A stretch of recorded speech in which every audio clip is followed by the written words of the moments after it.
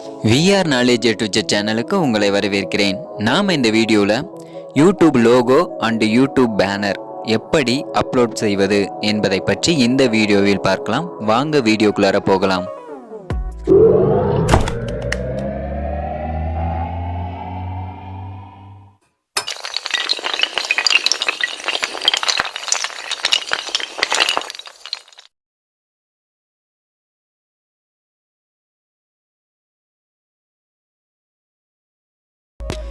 இதுவரைக்கும் நம்ம சேனலை சப்ஸ்கிரைப் பண்ணலன்னா சப்ஸ்கிரைப் பண்ணிக்கோங்க.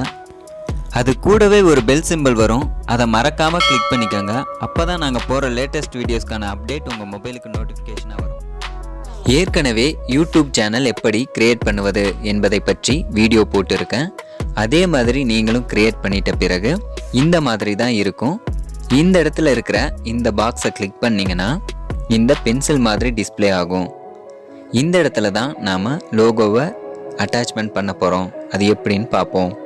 அந்த பென்சிலை கிளிக் பண்ணிட்ட பிறகு எடிட் சேனல் ஐகான் அப்படின்னு ஒரு பாப்அப் டிஸ்பிளே ஆகும். இதில் நீங்கள் அப்லோட் பண்ணுற லோகோ தான் உங்களோட ஜிமெயில் ப்ரொஃபைல் பிக்சராகவும் இருக்கும். எடிட்டுங்கிற ஆப்ஷனை கிளிக் பண்ணிக்கோங்க. இந்த இடத்துல இருக்கிற அப்லோட் ஃபோட்டோ ஆப்ஷனை கிளிக் பண்ணிக்கோங்க. இப்போ உங்கள் மொபைல் கேலரி அல்லது கம்ப்யூட்டரில் சேவ் பண்ணி வச்சுருக்க லோகோவை செலக்ட் பண்ணிக்கோங்க. நீங்கள் இது வரைக்கும் லோகோ க்ரியேட் பண்ணலன்னா லோகோ எப்படி க்ரியேட் பண்ணுறதுன்னு ஒரு வீடியோ போட்டிருக்கேன். அதை பார்க்காதவங்க கீழே டிஸ்கிரிப்ஷனில் லிங்க் கொடுத்துருக்கேன், அதை கிளிக் பண்ணி பாருங்கள். இந்த லோகோவை நான் செலக்ட் பண்ணிக்கிறேன். இந்த இடத்துல உங்கள் லோகோ செட் ஆகிடும்.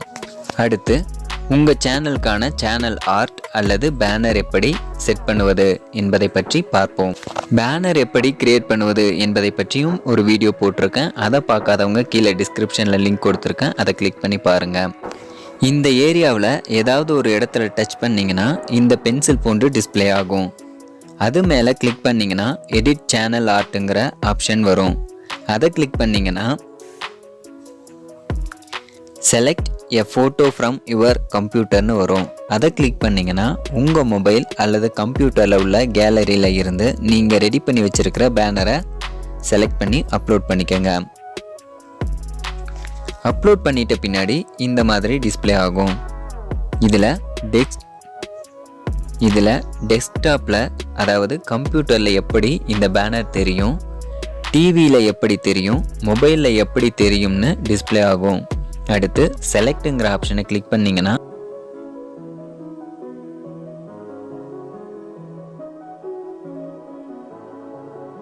இந்த இடத்துல அது செட் ஆகிடும்.